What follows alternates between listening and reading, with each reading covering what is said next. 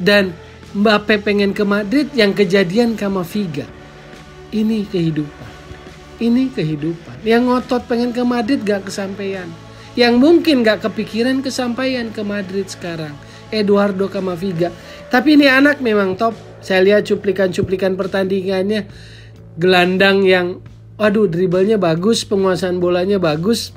Ini the next big thing lah menurut saya sih, Eduardo Camavinga. Kaki kirinya bagus.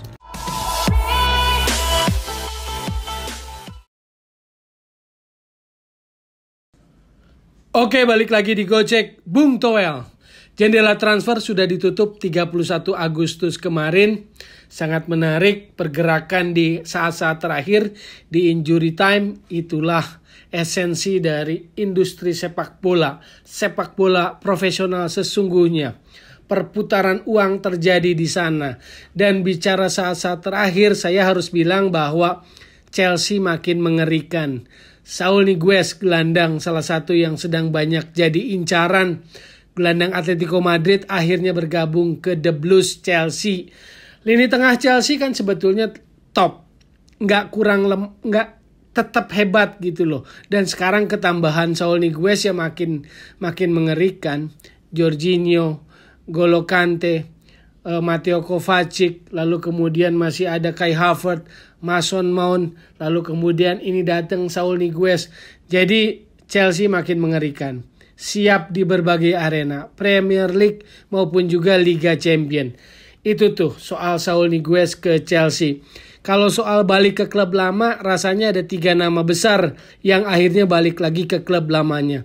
Mulai dari Romelu Lukaku, Cristiano Ronaldo, dan terakhir Antoine Griezmann balik ke Atletico Madrid dari Barcelona. Itulah dinamika terakhir dari bursa transfer.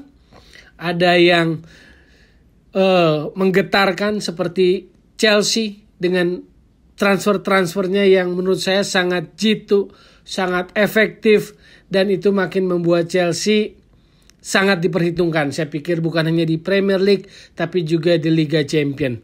Ngomong-ngomong, ada yang berani bertaruh Chelsea ketemu PSG di final Liga Champion karena materi pemain yang luar biasa glamor di awal musim ini, ataukah yang tadi balik klub lama, kembali pulang ke rumah, Lukaku, Ronaldo, dan Griezmann.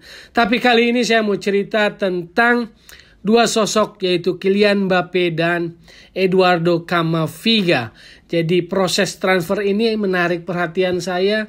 Menurut saya inilah sisi-sisi yang walaupun itu adalah bisnis, tetapi ada sisi humanisme yang masih terjadi dalam situasi transfer, bursa transfer. Kita tahu bahwa Kylian Mbappe memang ingin bermain untuk Real Madrid. Dia ingin bermain untuk klub yang jadi impian masa kecilnya, idola masa kecilnya, Real Madrid. Dia sangat ingin dan dia ingin keluar dari PSG. Itu terbaca lah dari gestur-gestur maupun apa yang dia ungkapkan di media sosial. Yang pertama tentu saja adalah tawaran Real Madrid yang juga sangat ambisius, dari 160 juta euro naik ke 170 juta euro, dan terakhir tawarannya ke 200 juta euro. Ini ngeri kalau saya lihat, di luar sulit diterima logik sepak bola. Kylian Mbappe memang bagus gitu loh, memang hebat, tetapi belum jadi pemain besar, dan angka 200 buat saya ini terlalu fantastis, terlalu spektakuler gitu loh. Apakah sebesar itukah kita menghargai Kylian Mbappe? Dan itu pun ternyata ditolak oleh PSG. Mentah-mentah ditolak oleh PSG yang mematok minimal 220 juta euro. Cuma beda 2 juta dari harga Neymar yang 222 juta euro. PSG minta angka 220 juta euro buat Kylian Mbappe. Dan akhirnya collab lah sampai batas akhir deadline bursa transfer ditutup. Jadi ini luar biasa. Mungkin otak sepak bola kita yang masih ada di bumi pertiwi ini di Indonesia agak sulit ya bayangin itu. Sekali lagi, dia pemain hebat, pemain bagus, pemain luar biasa, tapi apakah dia pemain besar yang sudah pantas dihargai di angka 200 juta euro? Itu pertanyaan lain. Tapi secara personal, gestur dari Mbappe, dia sangat ingin bermain untuk Real Madrid dan sangat ingin meninggalkan PSG. Dan Januari nanti dia dalam posisi free transfer statusnya. Jadi dia bisa nego dengan klub lain di bulan Januari. Tawaran perpanjangan kontrak dengan angka 45 juta euro gaji yang akan dia dapat per tahun ditolak oleh Mbappe. Jadi begitu tawaran Real Madrid kolaps, tertutup karena ditolak oleh PSG, lalu PSG menyodorkan kontrak baru dengan gaji atau angka kisaran kontrak itu menjadi 45 juta euro per tahun Mbappe bisa dapat dan akan jadi pemain termahal yang mendapatkan bayaran, itu ditolak oleh Mbappe. Ini sinyal, bayangin bahwa memang Mbappe ingin main untuk klub yang menjadi impian masa kecilnya, Real Madrid. Jadi di Instagramnya kan dia kutip tuh kutipan lagu, syair lagu dari Dream On-nya Aerosmith.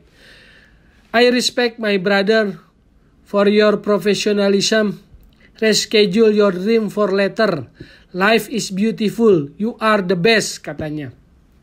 Itulah yang diunggah, dipublish, diposting Instagramnya Kylian Mbappe.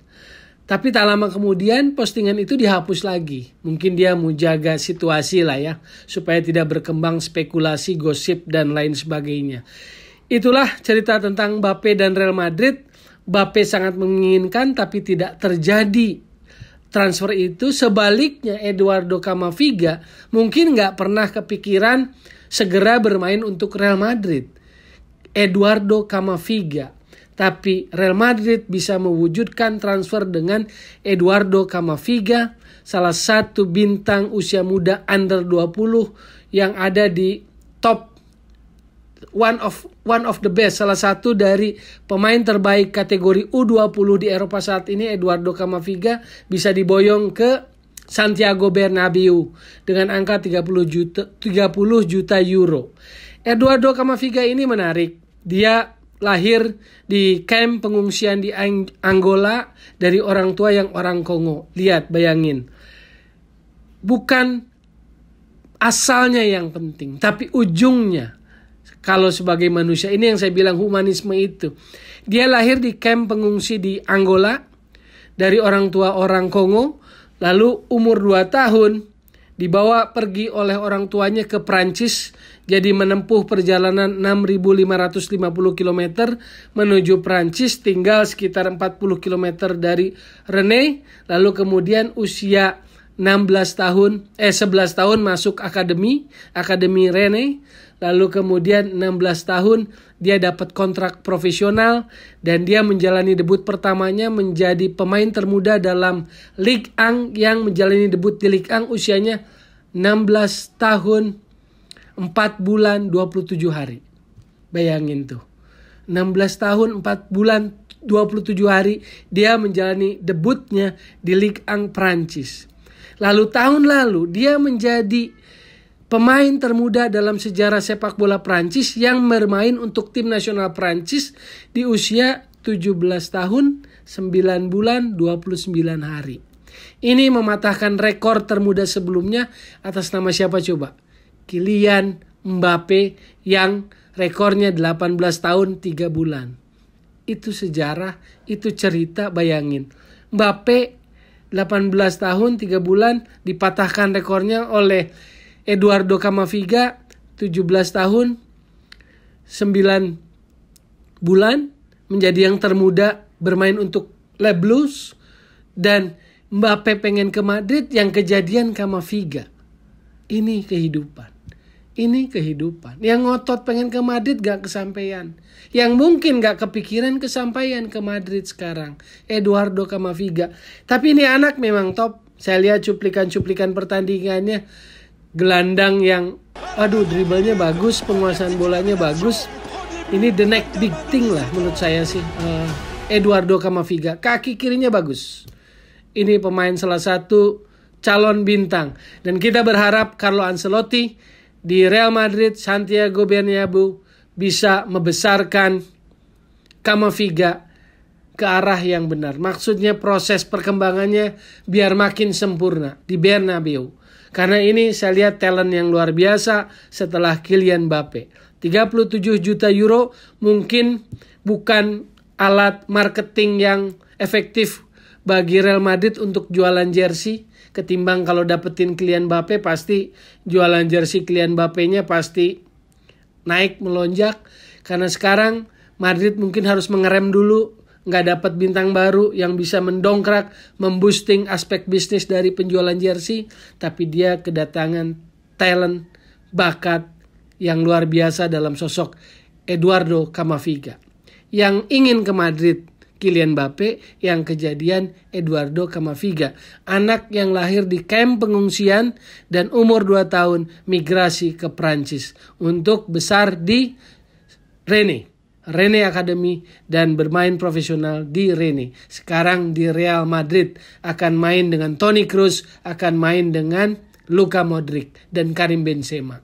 Itu cerita saya di penutup jendela transfer 31 Agustus. Semoga ada manfaat, ada cerita yang bisa jadi moral sepak bola. Sekali lagi, jadi solusi bukan polusi sepak bola, dan tetap di Gojek Bung Toel.